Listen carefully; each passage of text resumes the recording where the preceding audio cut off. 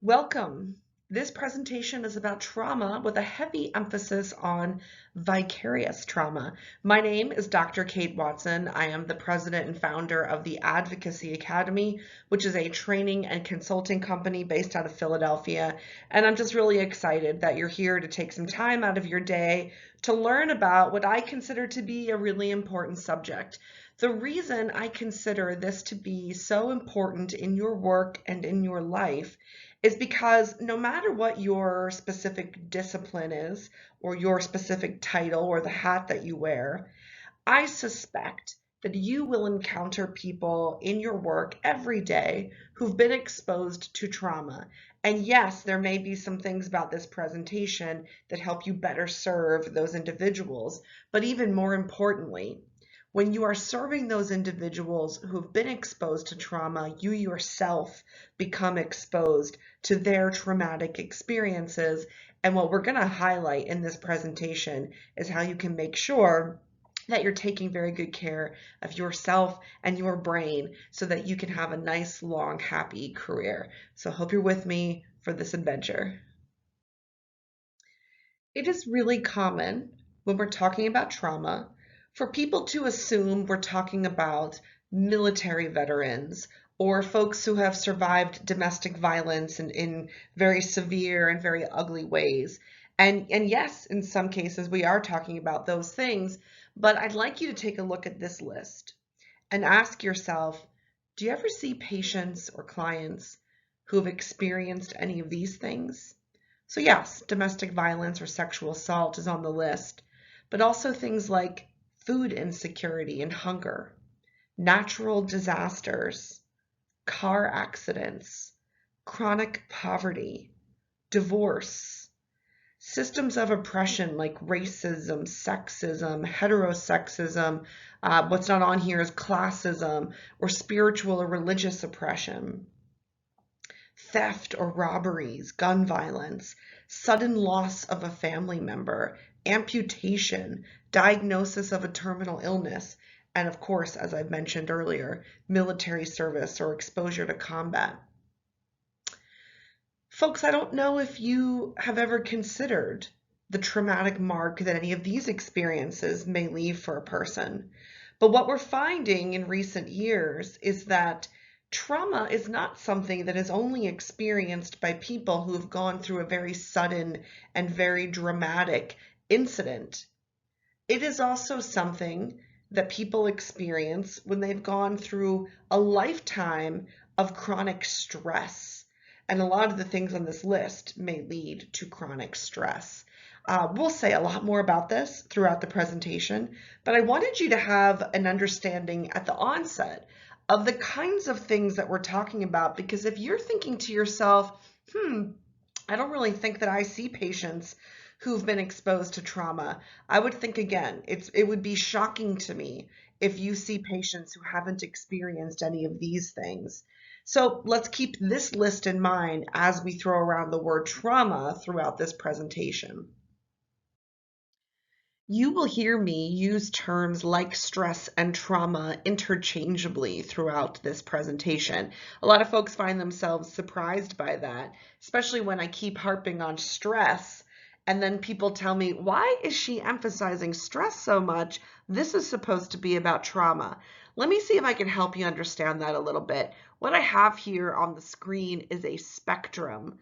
On the left, you see stress, and all the way on the right, you see PTSD or post-traumatic stress disorder. I'd like to walk you through this spectrum because what we find is that stress and trauma really do exist on the same spectrum, stress on the one hand, and then heavy duty trauma on the other.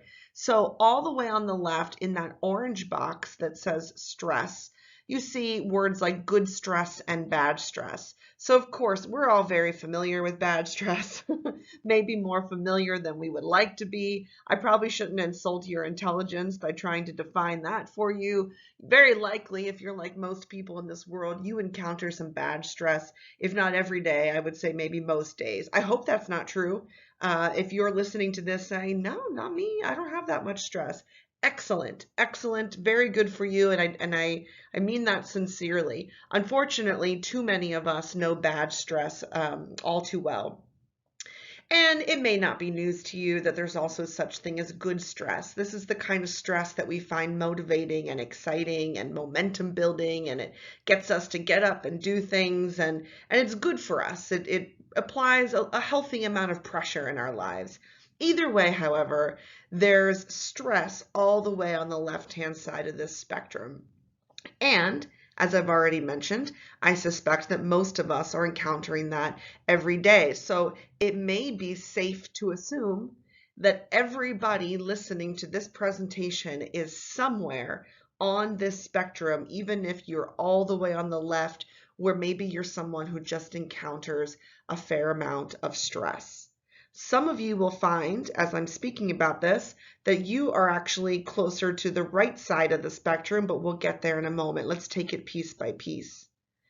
Now, when a person encounters stress that is either so severe or so prolonged, it may move them into the next box. I'm not sure what you'd call that color. It's almost kind of like a peach, but it moves them to the next box that says trauma symptoms. So I know you see some terminology there that may be new. We will get into all that terminology in just a moment, but let me just explain what I mean when I talk about stress being severe or prolonged.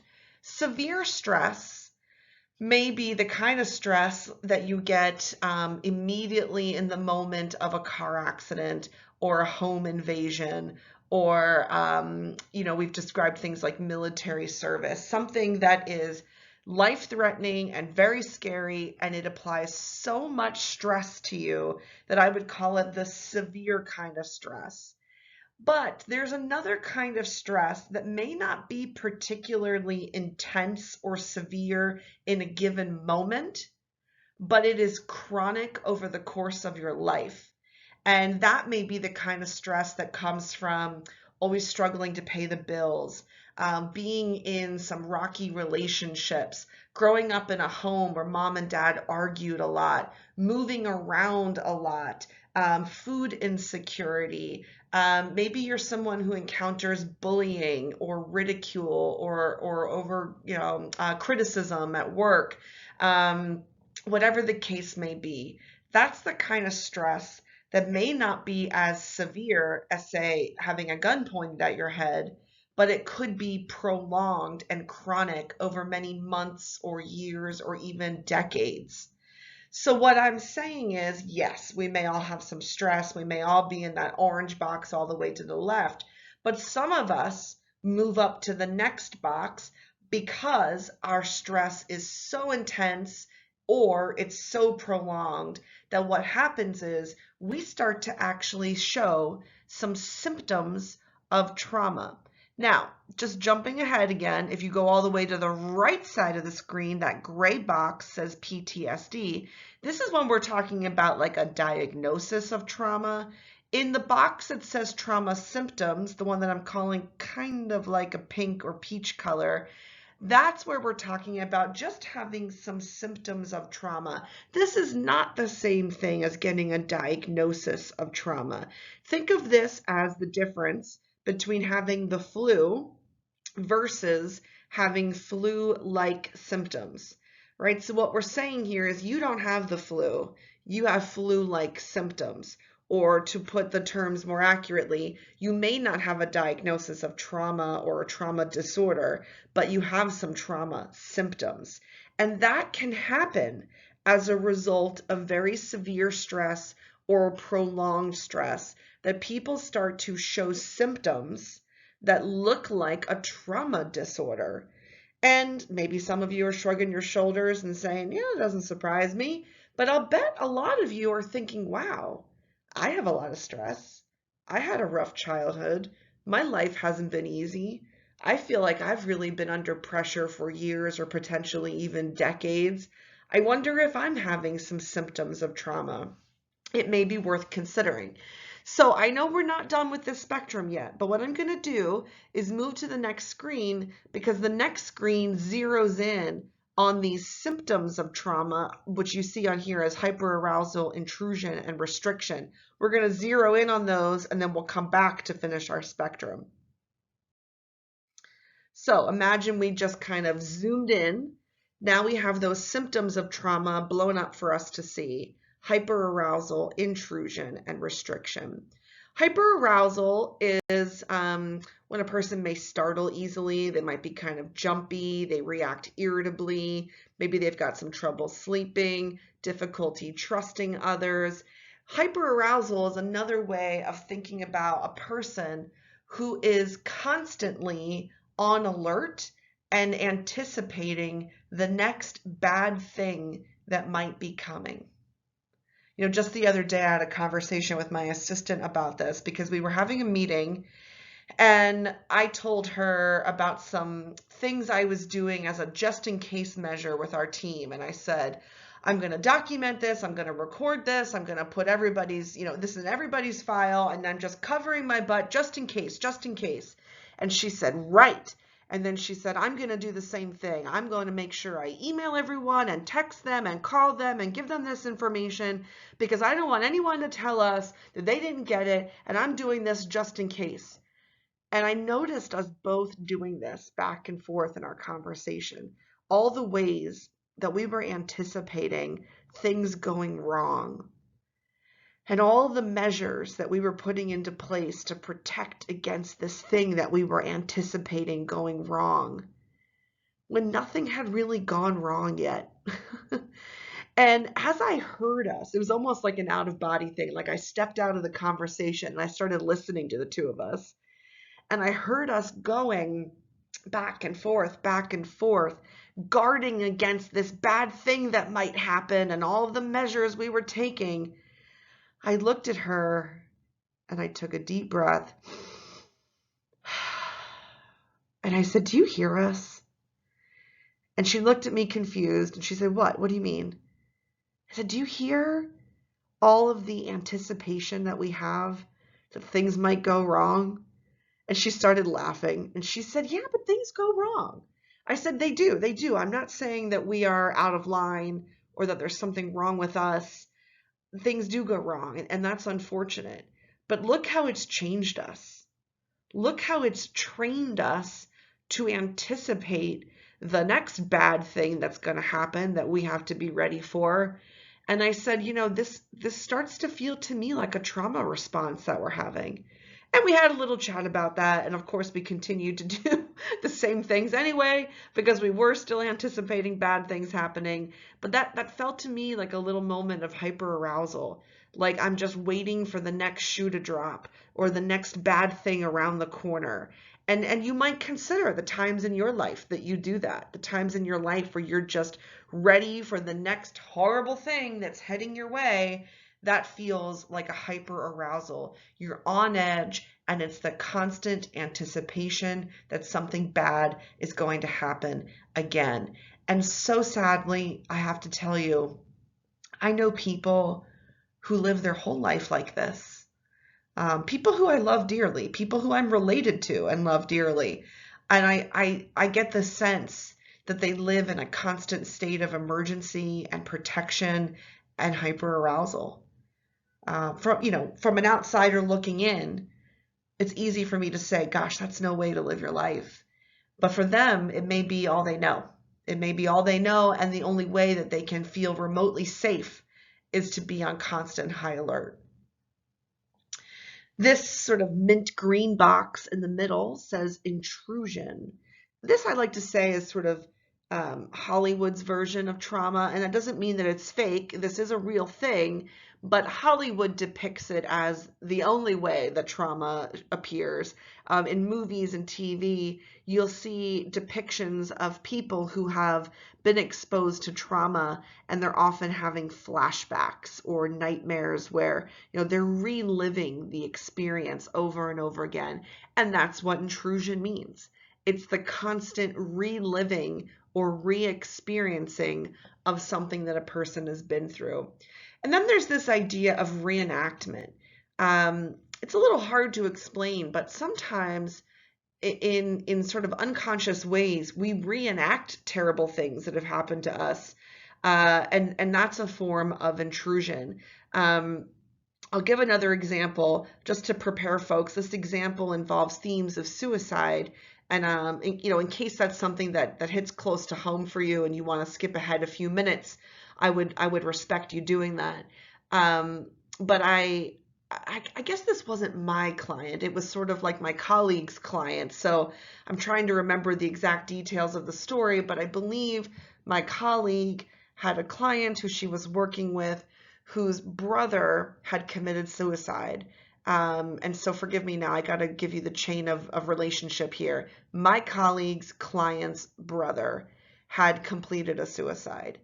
And he had done it on a holiday, can't recall which one it was, but he had done it on a holiday, and his chosen method of completing the suicide was jumping off of a bridge. And my colleague's client, so the sister of the person who did this, my colleague's client obviously had a very difficult time coping with and grieving and healing from this loss in her life. And it was extremely difficult for her. And she for a long time was having symptoms of trauma related to losing her brother. And on the anniversary of her brother completing the suicide, she herself visited the same bridge on that same holiday and completed the same act. And it may be a very dramatic example that I'm giving. People who've been exposed to trauma reenact their traumatic experiences in sometimes more subtle ways. This was a very obvious way, but I wanted to offer it as an example of reenactment or reliving an experience. The box all the way to the right, it's a different shade of green, more of I guess more of a lime green. This one says restriction. This occurs when a person who's been exposed to trauma forgets some details of the experience, maybe forgets the entire experience. This person experiences numbing from their emotions or their memories or their thoughts. They become quite disconnected from themselves. And I've put here as the third bullet point using drugs and alcohol. Not that everyone does that, but it is one way that people will sometimes help along the numbing or forgetting. So let me explain that a little bit. Very often, when a person is experiencing restriction, they will experience that without trying. They just, without even meaning to, they forget what happened to them or disconnect or check out. But when other people don't experience restriction as an automatic response, they might look for ways to restrict. They might seek out some methods to help them forget or numb or check out or be kind of in a daze. And so sometimes people will turn to drugs and alcohol to do that. But you'll find that a lot of folks don't need drugs and alcohol to do that because their bodies and minds will automatically restrict for them. And this is where people become quite disconnected from who they are or who they used to be. And so these are the main categories of trauma symptoms. So that brings us back to this spectrum. So here's where we've been. We talked about stress, good and bad, all the way on the left. We said that when stress is very severe or quite prolonged, folks might begin to experience those symptoms of trauma, hyperarousal, intrusion, and restriction. Now, when those symptoms start to go on for many days or even a couple of weeks, then we start to look at the next box over, and this one says acute stress disorder. So let me just repeat what I've said. When a person is experiencing some of those trauma symptoms, we might, I'm emphasizing the word might, we might consider the possibility that they have acute stress disorder when those symptoms are going on for a few days or a few weeks. Now, the reason I'm emphasizing words like might and possible is because this is not a training on how to make a clinical diagnosis of acute stress disorder or PTSD or any other mental health diagnosis. This is meant to be a presentation to help folks who are not necessarily making those diagnoses to at least understand the differences between them. So we're not going to get into all the clinical criteria and how many of this kind of symptom and how many of that kind of symptom and how many days for this. We're not going to get that detailed. I think for your purposes, it's good enough to know that if those trauma symptoms go on for a few days or a few weeks, a person who would be in the position to diagnose might start looking at the possibility of acute stress disorder. And let me just pause on the way that I said that. That's kind of how it happens, folks. As a mental health clinician myself, what I know that when we go to make a diagnosis, it's rarely as simple as checking a few boxes, taking a little test and saying, yes, all the results are clear, this is what you have. What happens is we look at the diagnostic criteria of maybe many potential disorders or conditions, and we compare them and explore them and consider the possibility that it's one versus the other. And that's why I'm using language like that. I'm not just trying to be vague.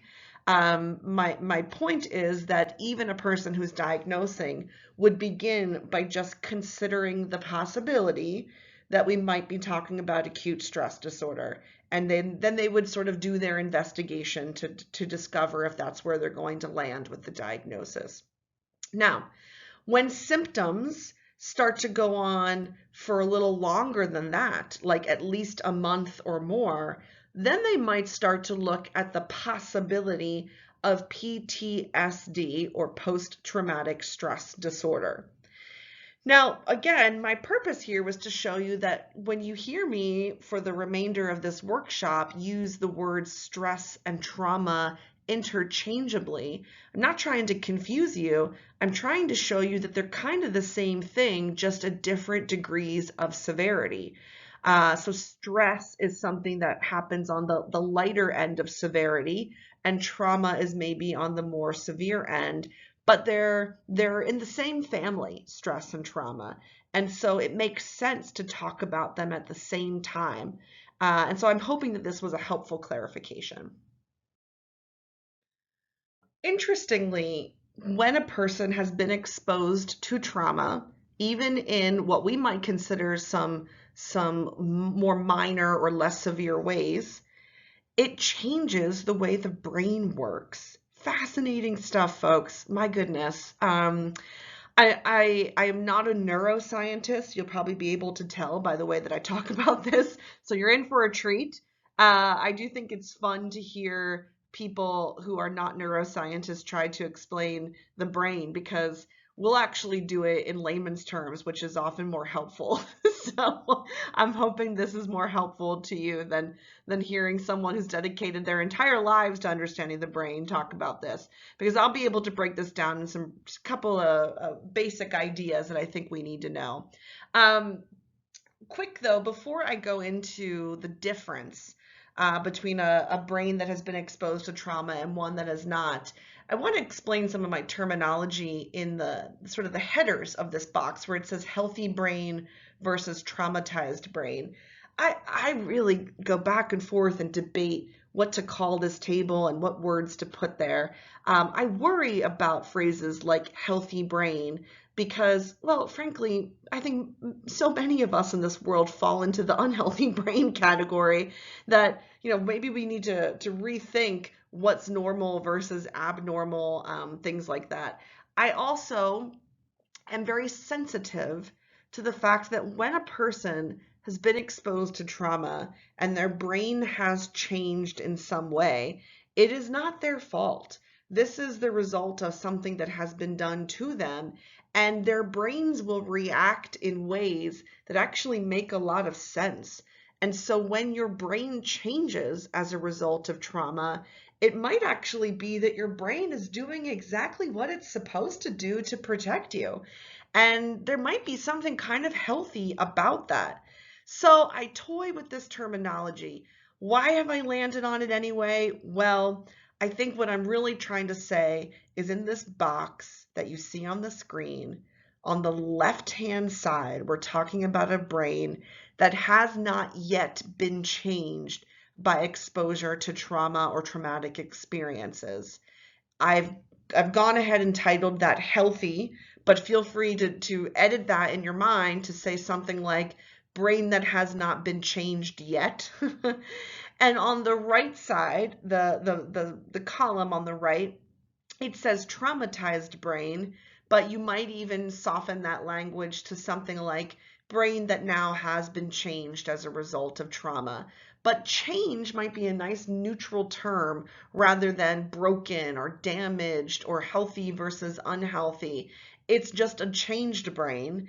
And in many ways, it's changed in a way that is there to protect us and keep us safe, as inconvenient as it may be. So I just wanted to pause on that terminology. You can certainly consider for yourself what kinds of words make sense to you there.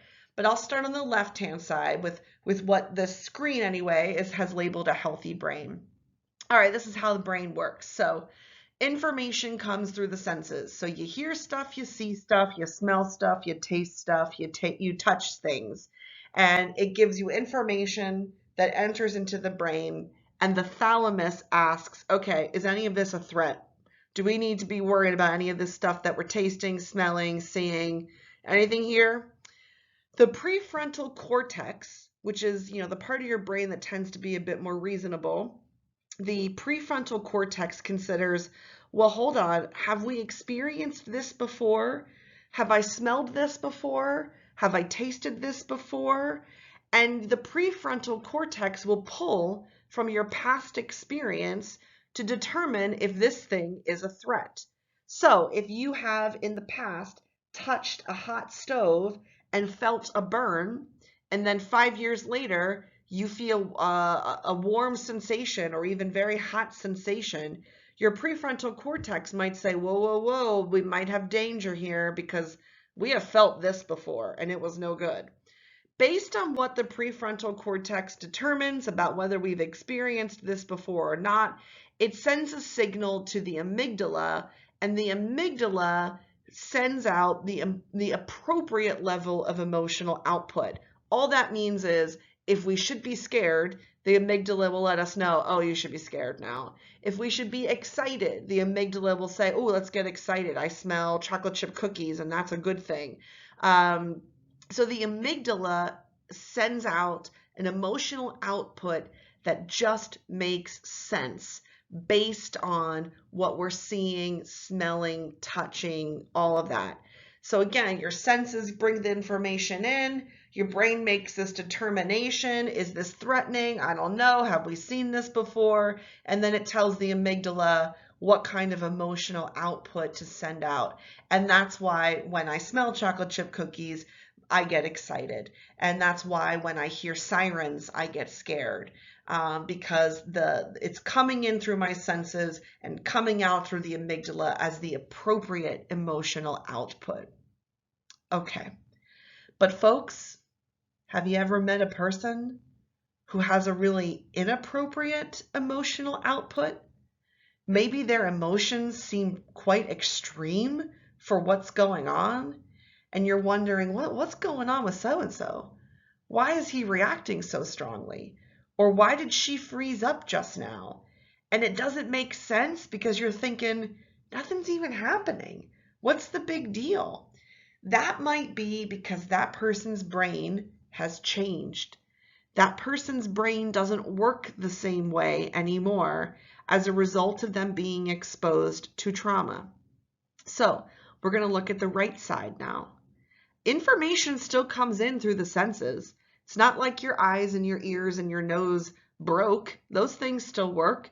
You still see stuff, smell stuff, taste stuff, hear stuff, etc. And the thalamus still asks, okay, any of this threatening? Any of this a problem? Where things go awry is the prefrontal cortex basically malfunctions. It doesn't give a careful and reasonable consideration to, Have we experienced this before? We sort of jump right over that process. And what happens instead is the amygdala sends a very inappropriate emotional response. And this is what you've probably learned in the past as fight or flight. These days, we talk more about fight, flight, freeze. We're even talking more about a fawn response. I'm okay for this presentation if you mostly understand it as fight or flight. Yes, there may be some subcategories and subcategories under the subcategories, and it can get very messy. But if you have learned and you recall fight or flight from your intro to psychology class that you had as an undergrad, I think that information can be really useful to you here. We find that people either go into an attack response or a flee and flight kind of run away and hide response. And sometimes you'll observe this in the world and think to yourself, why did that person run away from that situation? Or why did that person freeze up? Or why did that person get into fight mode? I don't understand what's going on. And I'll tell you, it's helpful to know this information about the brain because I spent years, before I knew about this, I spent years being awfully judgmental of people who have these strong emotional responses. I always say I owe a lot of parents in grocery stores apologies because for years before I knew about this, I'd see a family in a grocery store and maybe a little kid tugs on mom's sleeve and says, "Mommy, can I have a snack? I'm hungry." And I've seen multiple times, this is not just one parent I'm talking about, multiple times I've seen that parent lash out at the child, scream, make a fist, make an angry face and a fist, and say, "Shut the F up." And as an observer walking around the grocery store, I have many times felt like, what is her problem? What is wrong with her or him? And now that I've learned about trauma responses, listen, I'm not saying it's okay for a parent to treat a child that way. That child does not deserve that response. But I do look at the moment in a different way. And instead of wondering what's wrong with him or what's wrong with her, I typically reflect on, oh, I wonder what happened to him, or I wonder what happened to her. Because something happened to that person to make their brain react that way. For that person to have such a strong emotional response, something happened. The quote unquote healthy brain doesn't react that way. It's the brain that has been changed that reacts that way. And, when I bring this up in live workshops, often hands go up here. So even though I'm not speaking to a live audience, I'm imagining now the hands going up. And it's really common at this point for people to ask, but Kate, come on, that parent can't talk to that child that way. That is not okay. That kid may be getting abused at home. You can't be saying that's okay for that kid to get abused at home. Well, of course not. Of course it's not okay. What we often say in the field of trauma is that the things that have happened to you are not your fault, right? So if something happened to that parent that changed their brain, so now it's malfunctioning and going into fight or flight mode, it's not that parent's fault. It probably is that parent's responsibility, though, to try and get some healing from that so that they don't pass it on to their kids, so that it doesn't become a generational thing that we just keep passing down to the next generation and the next generation. Be the generation that finally heals that pattern so that you don't just pass it to your kids and then to their kids and then to theirs. Now, I say that with a little bit of humility because I also know that the ability to take time out of your life and get treatment and care and to heal from trauma is something that unfortunately in our society comes with a lot of privilege. So even though I'm saying it is your responsibility to heal your trauma so that you don't lash out at everybody, I also understand that we don't make that easy in this world. We don't make it simple to just go down to your local mental health facility and get some care, and in a matter of days, weeks, or months, your trauma's healed and everybody's fine and there you did your job. I understand that calling it your responsibility may be met with a little bit of pushback from folks who might say, but I don't have access to care. I don't have health insurance. I work 4 jobs and raise 3 kids. How am I supposed to have time to go take care of my mental health? So I need to say that respectfully, that while I do think it's every person's responsibility, I respectfully understand that it's a responsibility that can be hard to meet for some. Before I move the slide here, folks, I just want to reiterate something that we've been saying since the start of this presentation, which is trauma is not just something that comes from one major incident like, being robbed or going to war or living through a tornado. That your brain can change in the way that we've described if you're going through chronic stress. Yikes.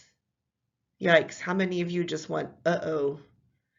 If you are someone who lives your life in and out of stress constantly, you are very likely on your way to the brain that I've described on the right side of this table. The brain that mom had in the grocery store. Stress is so toxic for us. And we're not even going to get into the way that it's toxic for your physical health in this presentation, or maybe slightly, but not in great detail. I'm really emphasizing the ways that it's toxic for your mental health. I'm going to ask you to think about that a little bit, because we also live in a world that glamorizes how stressed we can be. I hear people do the back and forth when they're, at a water cooler in an office or waiting for the bus.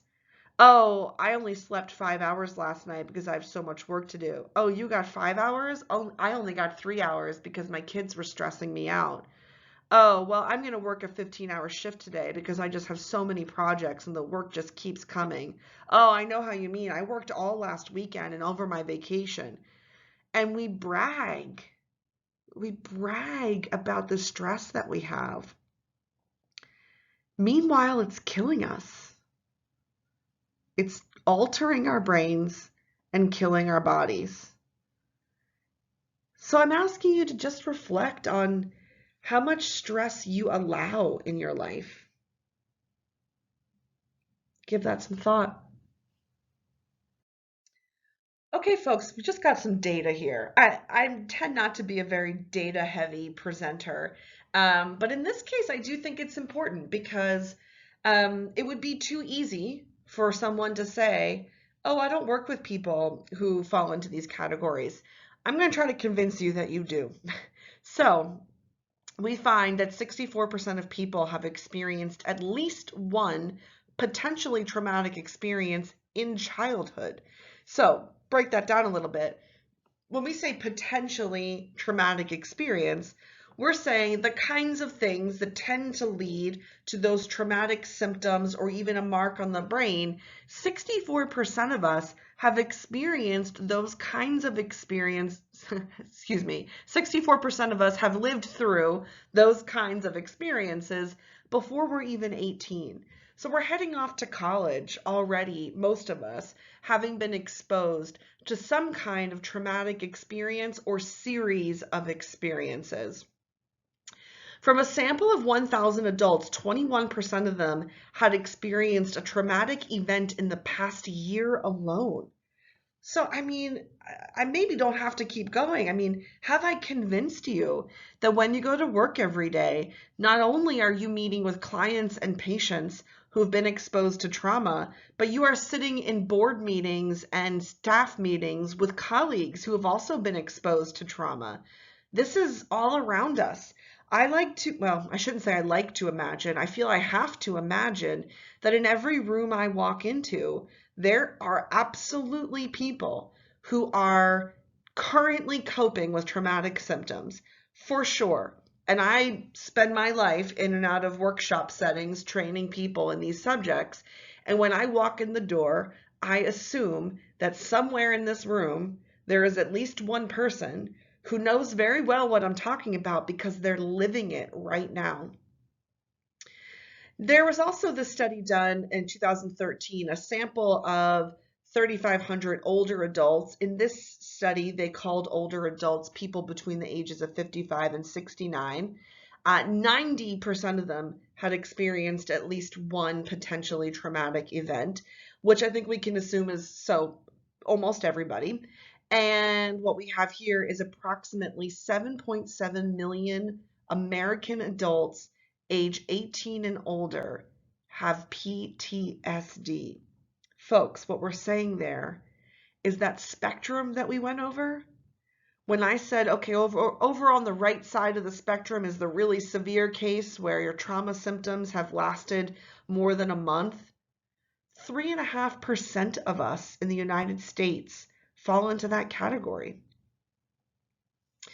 Now, I also think it's important to note that when we see people in a behavioral health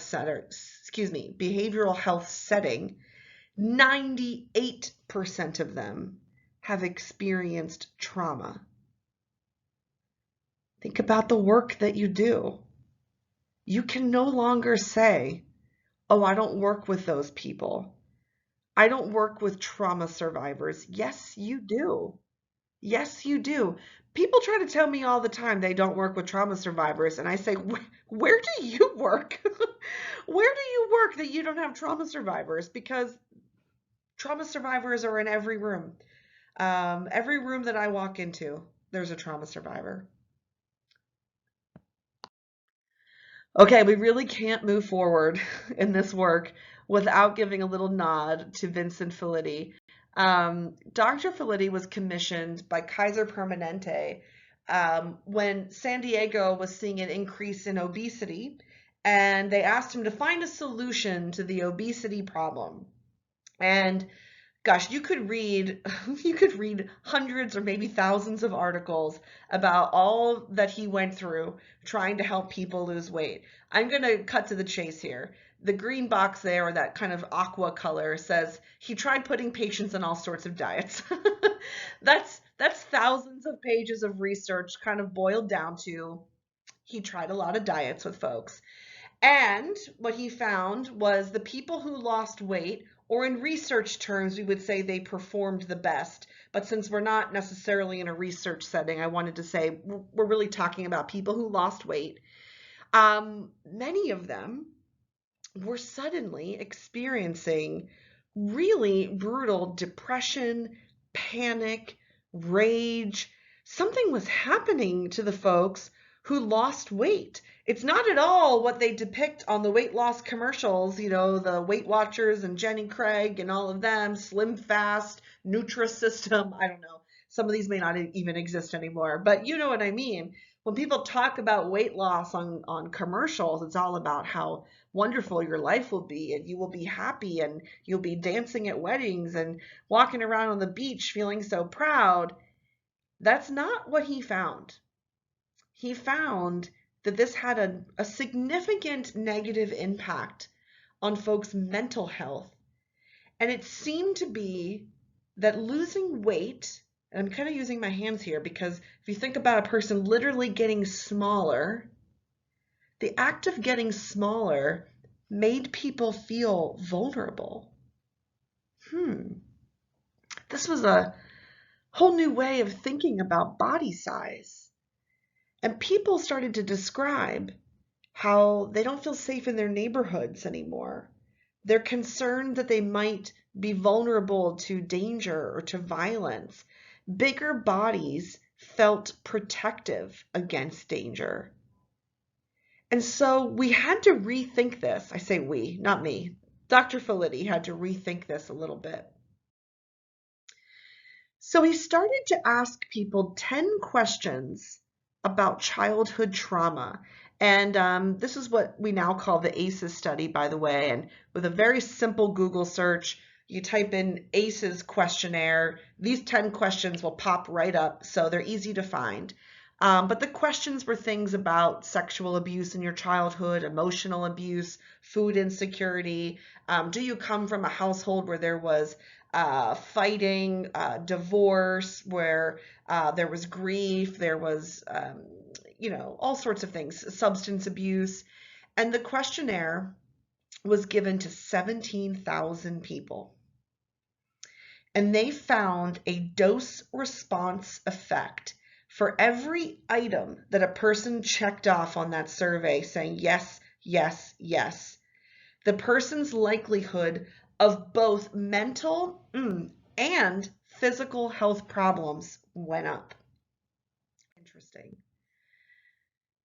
So he proposed an experiment. He asked every doctor at Kaiser Permanente to look at the patient's trauma questionnaire. And if the patient had suffered any childhood trauma, they were instructed to say, I see you survived X or Y in your childhood. I'm sorry that happened to you. It shouldn't have happened to you. Would you like to talk about those experiences? If they answered yes, the doctors were told to express sympathy, that was their word, sympathy, and ask, do you feel it had a negative long-term effect on you? And is it relevant to your health today? The doctors were concerned. In fact, even the researchers were concerned. Probably a lot of people were concerned. Would this cause more harm than good?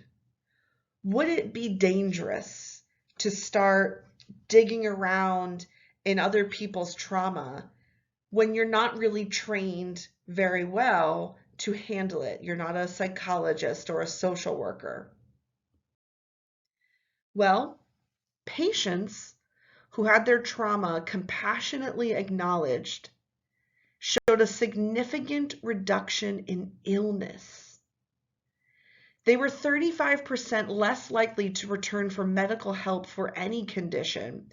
And if they were connected to a mental health professional, they were 50% less likely to return for medical help. Now, everybody's got the same question here. I know I had the same question when I first learned about this. Were they just less likely to return because they were put off or shamed or bothered or they didn't want to get asked those questions? Most of the patients expressed gratitude in follow-up interviews. They said they were so grateful and thank you for checking in on my experiences and caring for my well-being. I didn't come back because I didn't need to come back. Interesting. So this presentation is not really meant to be about how to better serve survivors of trauma.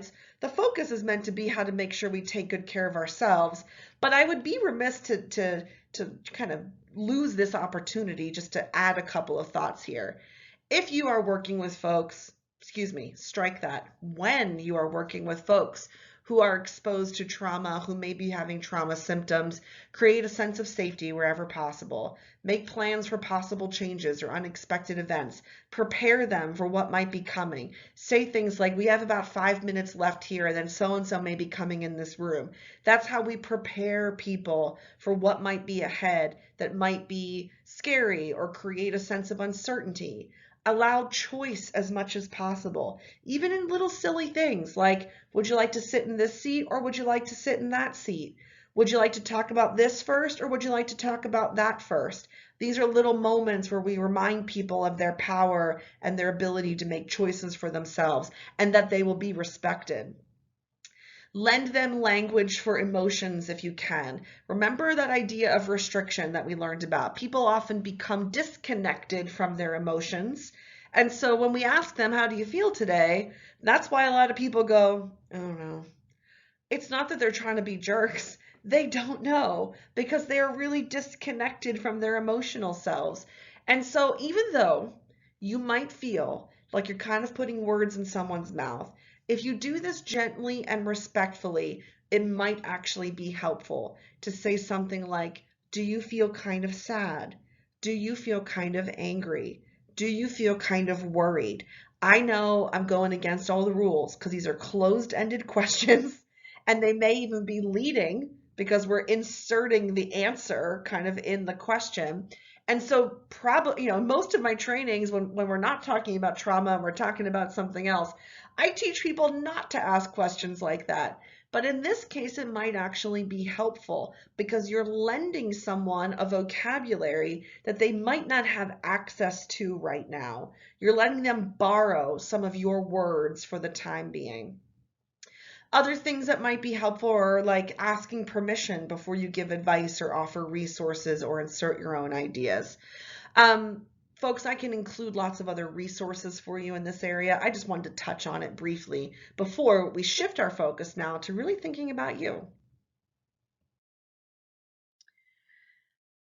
So we're shifting now to the part of this presentation that is about the ways trauma impacts us every day as professionals. And I became interested in this because when I was doing my dissertation, I was studying Title IX as a policy in higher education. Title IX, if you're not familiar, is the law that says it's the law that prohibits discrimination based on gender in education. But within that, it's also the law that requires educational institutions to respond to cases of sexual assault, domestic violence, sexual harassment, and things like that. And every school has a Title IX coordinator, or should by law have a Title IX coordinator. For my dissertation, I was interviewing Title IX coordinators just to ask them about the training they have received in order to do their jobs well. I was just curious, how have you been prepared to be a Title IX coordinator? Did you go to a workshop? Did you take a class? Did you get a certification? Did you attend a conference? Do you read articles? What is it that you do to be qualified to be a Title IX coordinator? And people answered that question to a degree. But to my surprise, people rather spontaneously told me about how their work is hurting them. They told me about how they work with students who've been harmed and they themselves don't know how to cope. These are some of the things I heard.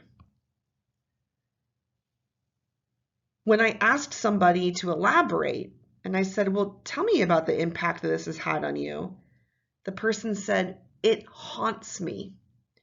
Now that sounds to me like the constant reliving, right? We learned about that. That's intrusion.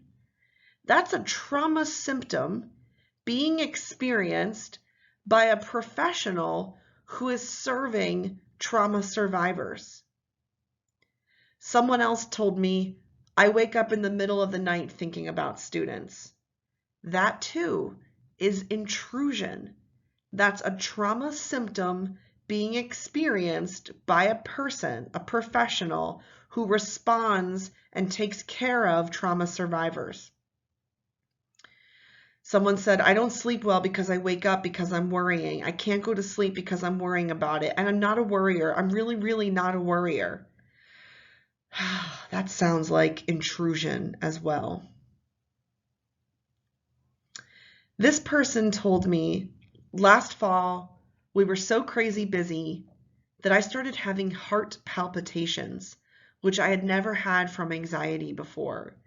And this person then went on to describe how she's on medication for this condition and had never needed this medication before being a Title IX coordinator. Folks, heart palpitations, anxiety, that kind of sounds to me like hyperarousal. Someone else said, oh, there's always this concern. Are we going to get through the weekend without a report? Many Title IX coordinators told me they dread the weekends because the weekends are when the bad things happen. The weekends are when the bad things happen. That's hyperarousal. And one person said to me, I don't want to go anywhere on the weekends. I have no curiosity anymore.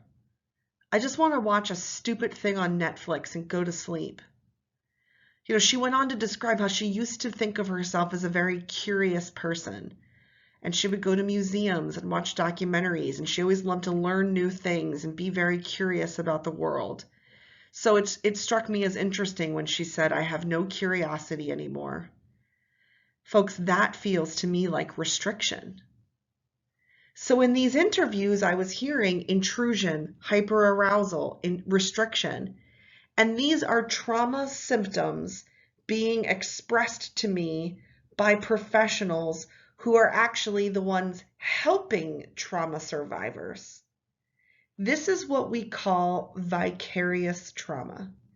Vicarious trauma exists when we, as helping professionals in healthcare, human services, social services, etc., when we start to have a trauma response because we are exposed to the trauma of other people. We hear about their traumatic experiences and we absorb them. Okay, I'd like you to do an exercise with me. So I'll introduce the exercise and then I'll encourage you to hit pause on the recording while you complete it, and that way you're prepared to watch the rest of the video. So what you see here in this table are some things that people often experience when they are having a exposure to vicarious trauma. So you see 3 columns: mental and emotional, behavioral, physical and physiological. I'd like you to peruse this table. Some of these may be things that you experience.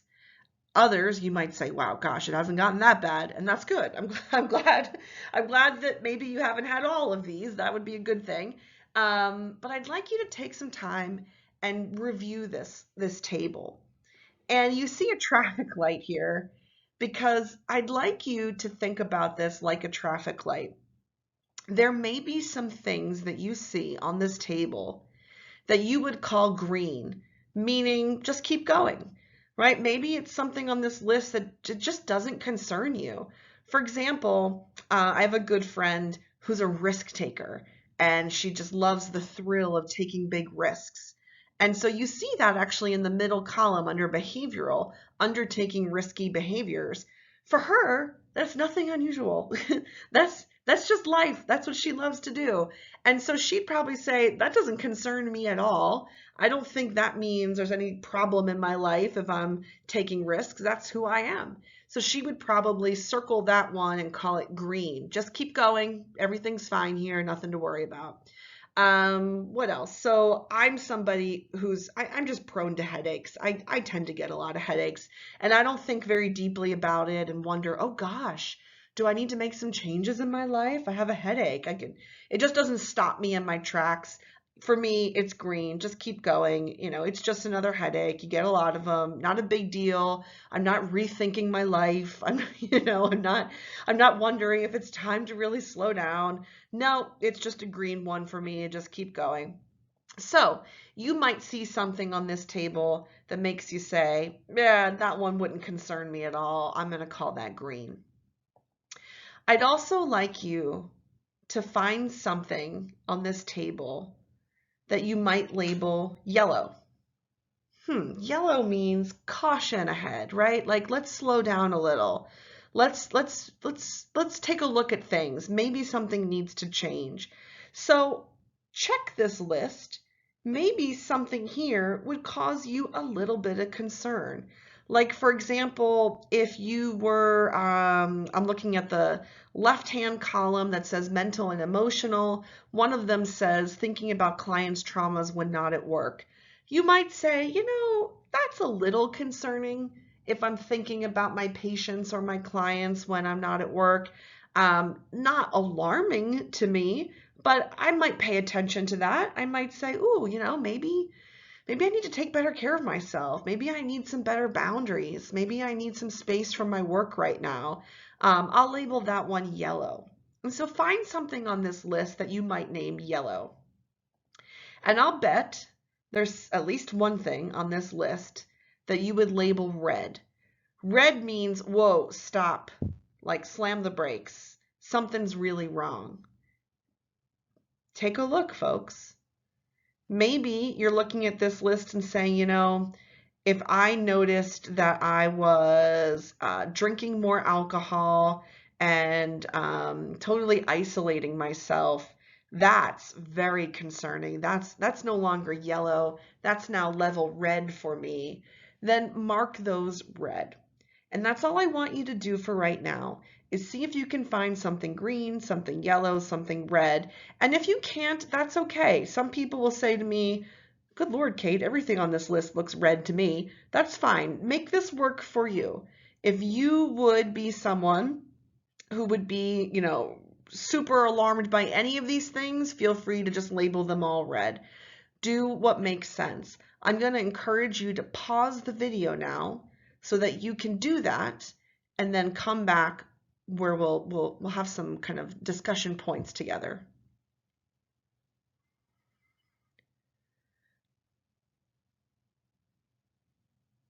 Okay. Hopefully you're back now, having completed the exercise. And I want to talk a little bit about how this list that you've just made, green, yellow, red, how this list might be useful to you in your work. I'll do that by sharing a story. I did a training many years ago. I was actually invited to a group just to talk about stress. They weren't necessarily interested in trauma per se, but like stress and stress management. And I asked the group, how do you know when you're under a lot of stress? And a woman raised her hand and she said, you know, I get this terrible back pain and it's really debilitating. It bothers me so much. It's like I can't even go out with my friends because my back hurts so much. And then I wonder, do I need to go to the doctor or should I just get a massage? And it's on my mind and I can't get comfortable in bed. And gosh, this back pain is just terrible. And folks, I'm going to tell you, she sort of went on and on and on about her back pain. And I was like, hear you loud and clear, my friend. Your back is killing you when you're going through stress. And it's good of you to notice that. Thank you for sharing. And then I asked the group, is there anyone else who might like to share? And another woman raised her hand. And she said, as a result of my stress, I almost died last year. Whew. The room went silent. She said she had a massive heart attack. And it was a surprise because she really thought she was like the picture of health. And she said upon working with her team of doctors, it became clear that this was maybe not entirely, but mostly the result of some debilitating stress in her life. And her doctors, again, a team of them, sat her down and said, the biggest change you need to make in your life is your stress, because you otherwise are a pretty healthy person. This really shouldn't have happened to you. And she said to me that she knows now not to let herself get so stressed out because her life depends on it. And folks, I couldn't help but just sort of look over at the woman who was complaining about her back pain. And she had this stunned look on her face. And we locked eyes for a moment. And then she blurted out, oh, I'm so grateful for my back pain. And everybody started laughing, and it was a nice moment of relief that we needed after hearing about the other woman's near-death experience. So I was so happy that we could have a little laugh about that. But honestly, after we were done laughing, I said, you know, you've just said something really profound. To be grateful for the back pain. Folks, whatever that is for you, it's probably what you marked yellow. Whatever you marked yellow is something that is a little concerning to you, but it's not yet near death experience.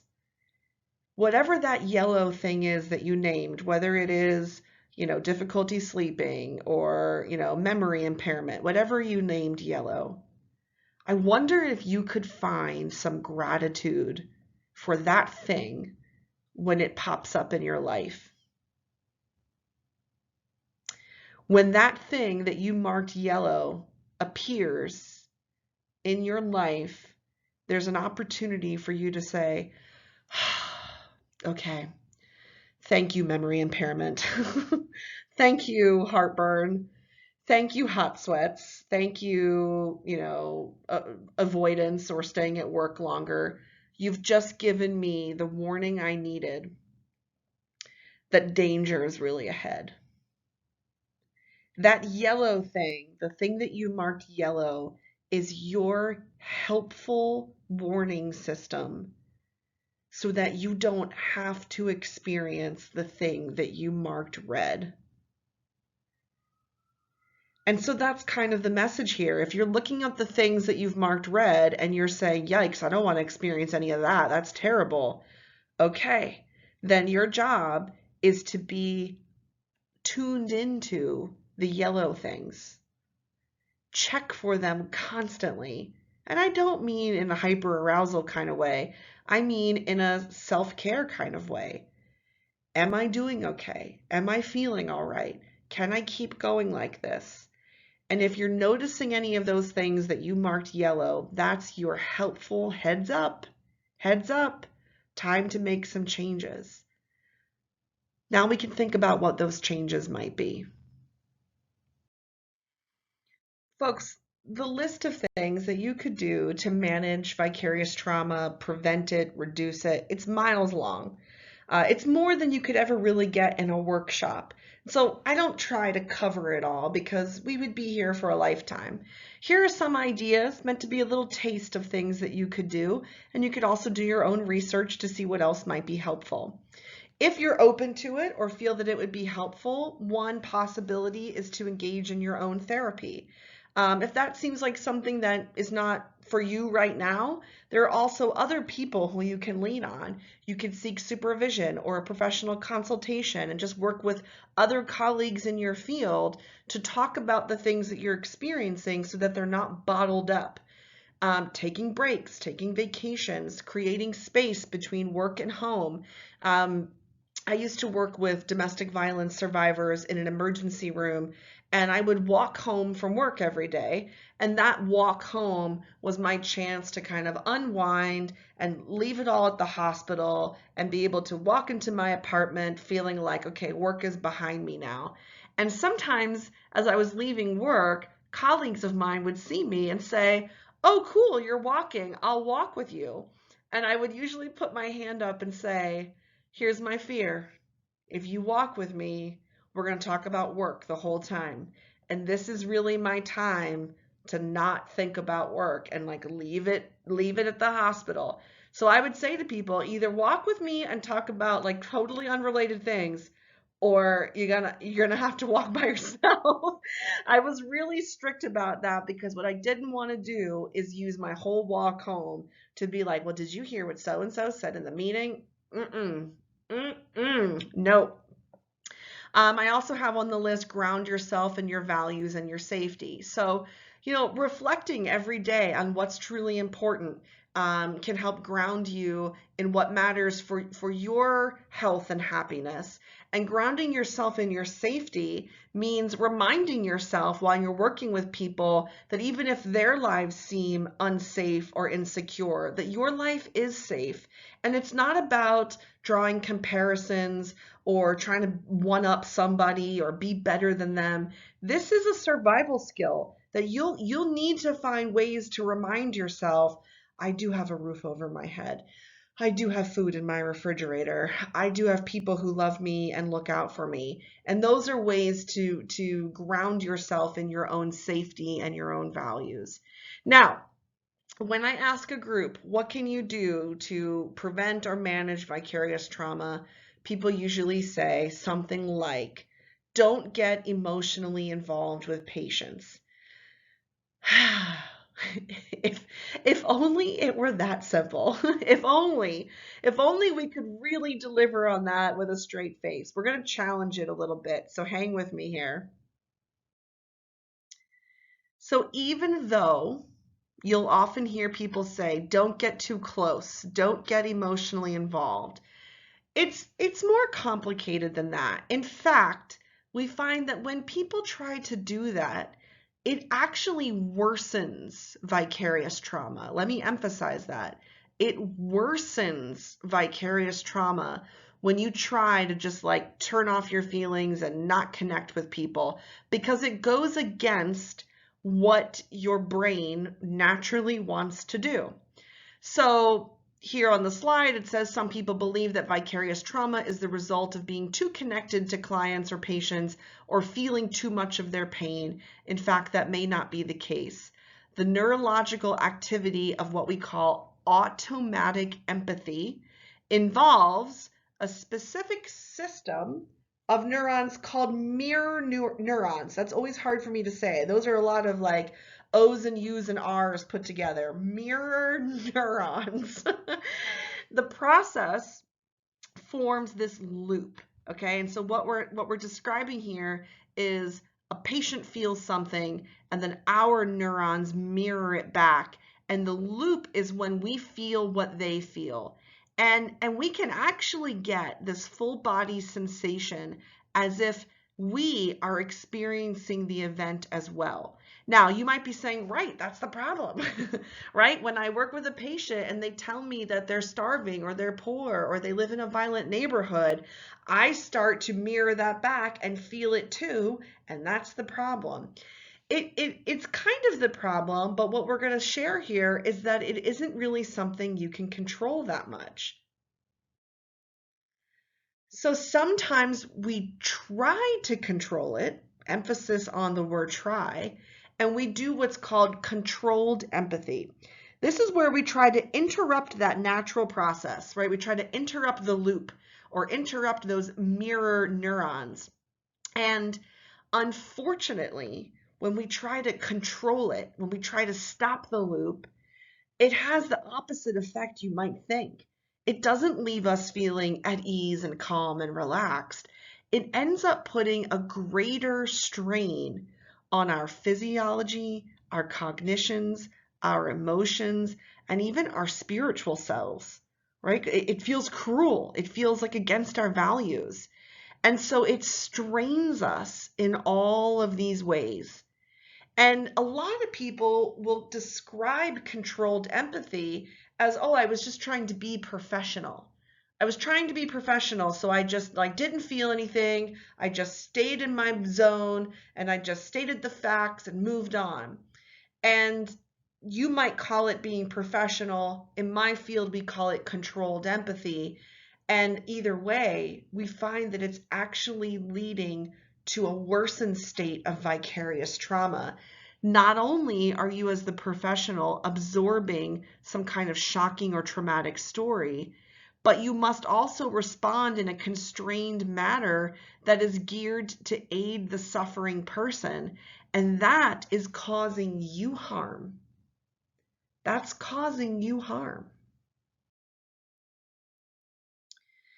What we find is that when we're trying to do this, when we're attempting controlled empathy, and I keep emphasizing words like trying and attempting because I'm not at all convinced that we're really doing it successfully, but when we're trying to control our empathy, we have to rev up our own internal resources to try and remain composed.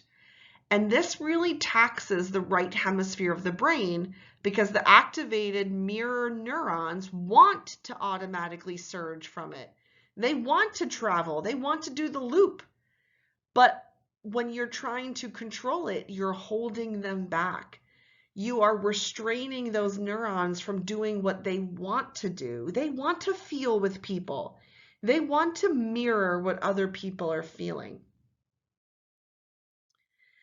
When we instead just let those mirror neurons go, we let them fire, we let that loop happen, we are engaged in automatic empathy. But what that means is we're feeling it. It also means we can let it out. We're not building a tension. The right brain and the left brain work together and to kind of resolve this process. And I think in your heart, you know this, folks. How many times have you said to people over the years, your loved ones even, don't bottle up your feelings? Don't bottle up your feelings. We tell other people that all the time. This is just the science to back it up, and it's a reminder that this counts for you too. So when you're hearing about a person's trauma and you think, oh, let me just bottle this up and be professional, you're building this tension that really needs to be released. And what we find is that after the left and right brain have achieved this kind of calm balance, that we can actually have the ability to respond to the story and more easily access some higher mind or higher brain functioning for helping. We can be better helpers and we can better take care of ourselves if we're willing to just feel with people, and that way it all gets released from us and we're not holding on to it. It's also the argument for why you might consider talking to your colleagues or your supervisor or a therapist when you're hearing a lot about a person's trauma, because it's another way that you could release that tension. So I think this is kind of our final point here, but when that taxing neurological activity of controlled empathy is coupled with the neurological strain of traumatic content, this is when vicarious traumatization for us goes up, up, up. We are making it worse by doing something that we think is making it better. So I'm going to ask you to consider going ahead and feeling with people, and maybe even when it feels appropriate, occasionally crying with someone, laughing with someone. It might be that you're connecting with them in a way that feels good for them, and you're releasing the tension in a way that feels good for you. Folks, I want to thank you for spending some time with me. I will be sharing this video with you, but also including some resources and things that might be helpful to continue your learning. And if you'd like to be in touch with me, ask any questions, seek some more resources, you can always email me at kate@advocacyacademy.org. There's also my website there where I post a lot of resources. And you're also welcome to follow me on Twitter and Instagram using @advocatew. I do look forward to hearing from you and fielding any questions that you may have. Please don't hesitate to do so. Take care, folks.